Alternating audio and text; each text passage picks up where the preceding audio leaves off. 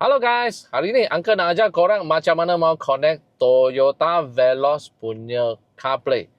Ini adalah wireless. So, jangan tanya sama saya, Auza boleh ke tak boleh. Auza tak boleh. Auza kena pakai kabel. Hanya Veloz saja kita boleh pakai wireless. Jom, kita tengok macam mana mau connect. Alright, so ini adalah player untuk Toyota Veloz. Kita tekan setting di sebelah sini. Kita tekan ini phone punya logo di sebelah sini. Lepas tu kita tekan pair device list. Tekan macam ni. Tekan di sini. Alright, so kita tekan pair from phone. My car now is discoverable. So kita pergi dekat tu phone sana. Kita cari ini Bluetooth. Tutup, buka. Kita cari ini Bluetooth. Itu Bluetooth punya nama adalah My Car. Tekan My Car di sebelah sini.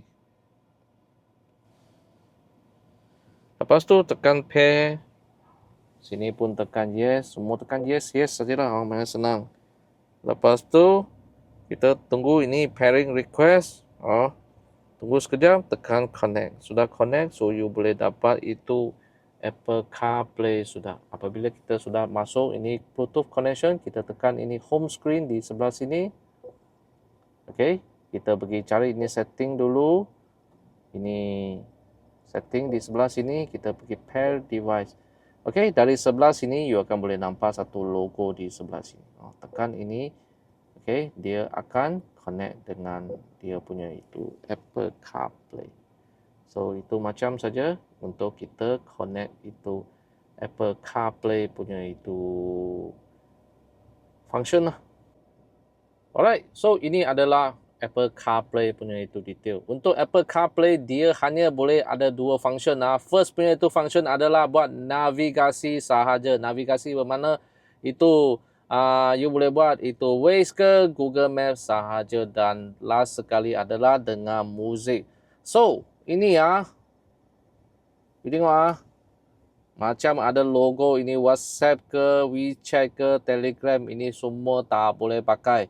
Tak boleh pakai. Dia hanya boleh pakai Waze, Google Map dan Music. Music Spotify, yes boleh.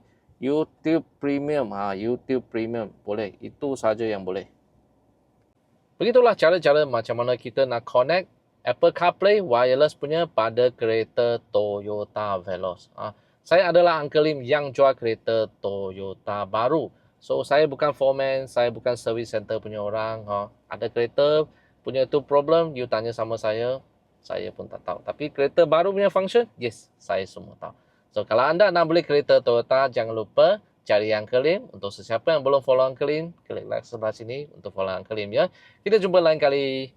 Bye-bye.